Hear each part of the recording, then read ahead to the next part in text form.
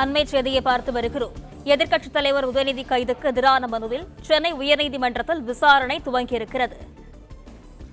விசாரணைக்கு பிறகு உதயநிதி விடுவிக்கப்பட்டார். அரசு தலைமை வழக்கறிஞர்கள் ஆஜராகியிருக்கின்றனர். பெண்களை இழிவுபடுத்துதல், கலவரத்தை தூண்டும் நோக்கில் பேசியது உள்ளிட்ட 9 பிரிவுகளின் கீழ் எதிர்க்கட்சித் தலைவர் உதயநிதி ஸ்டாலின் மீது வழக்கு பதிவு செய்யப்பட்டிருக்கிறது. அவர் கைது செய்யப்பட்டு தற்போது தஞ்சாவூருக்கு அழைத்து செல்லப்பட்டிருக்கிறார். தற்போது அந்த வழக்கு மீதான விசாரணை தொடங்கியிருக்கிறது. இது குறித்தான விவரங்களுடன் செய்தியாளர் ராஜகுமரன் இணைப்பில் இருக்கிறார். வணக்கம் ராஜகுமரன், மேலும் விவரங்கள் என்ன பகிரலாம்?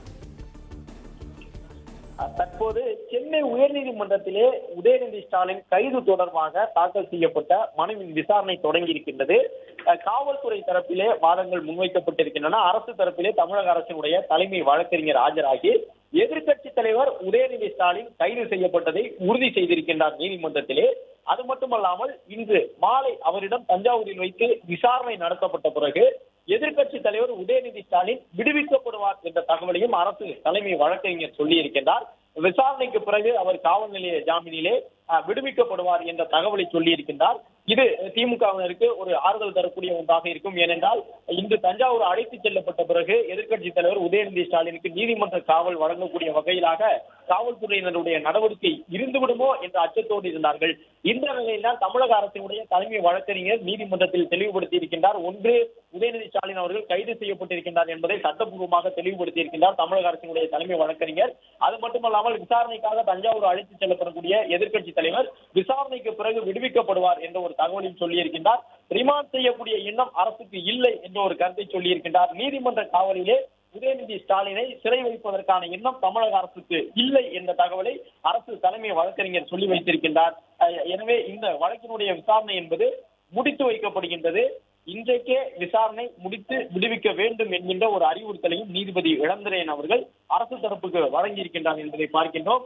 காவல்துறை விசாரணைக்கு பிறகு உதயநிதி ஸ்டாலின் காவல் நிலைய ஜாமீனிலேயே விடுவிக்கப்படுவார் என்று தமிழக அரசினுடைய தலைமை வழக்கறிஞர் கூறியதை நீதிபதி அவர்களும் ஏற்றுக்கொண்டிருக்கின்றார்.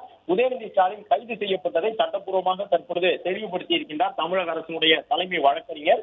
உதயநிதியை ரிமாண்ட் செய்வதற்கான எண்ணம் எங்களுக்கு இல்லை என்ற கருத்தை சொல்லி இருக்கக்கூடிய தலைமை வழக்கறிஞர் அவர் விசாரிக்கப்பட்டு விடுவிக்கப்படுவார் காவல் நிலைய ஜாமீனில் என்று சொல்லியிருக்கின்றார்.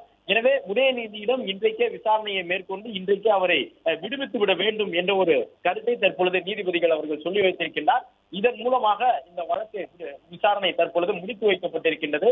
உதயநிதி கைது செய்யப்பட்டது சட்டப்பூர்வமாக நீதிமன்றத்தில் ஒப்புக்கொள்ளப்பட்டிருக்கின்றது. இன்றைக்கு அவரிடம் விசாரணை நடத்துவதற்காக தஞ்சாவூருக்கு அழைத்து செல்லப்படுகின்றார் என்றும் தஞ்சையிலே விசாரணை மேற்கொள்ளப்பட்ட பிறகு அவரை அந்த காவல் நிலைய ஜாமீனில் விடுவிப்பதற்கான நடவடிக்கையை அரசு தரப்பு மேற்கொள்ளும் என்றும் சொல்லியிருக்கின்றார்கள்.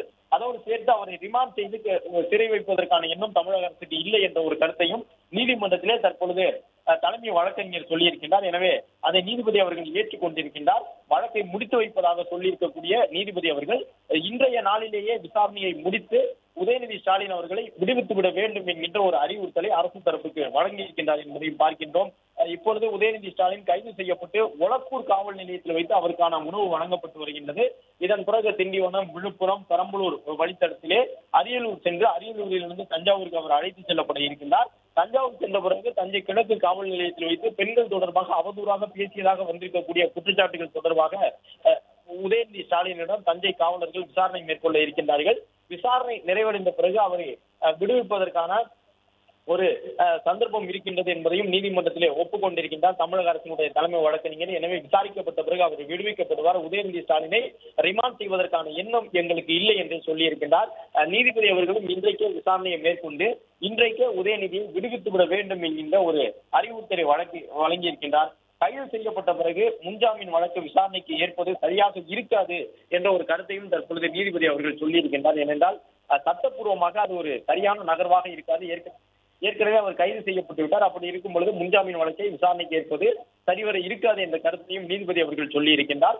தொடர்ந்து இந்த வழக்கு முடித்து வைக்கப்பட்டாலும் கூட இதில் சொல்லப்பட்டிருக்கக்கூடிய சில கருத்துக்கள் முக்கியத்துவம் வாய்ந்ததாக பார்க்கப்படுகின்றது. உதயநிதி விசாரணைக்கு முழு ஒத்துழைப்பு வழங்க வேண்டும் என்று நீதிபதி அவர்கள் உத்தரவிட்டிருக்கின்றார்.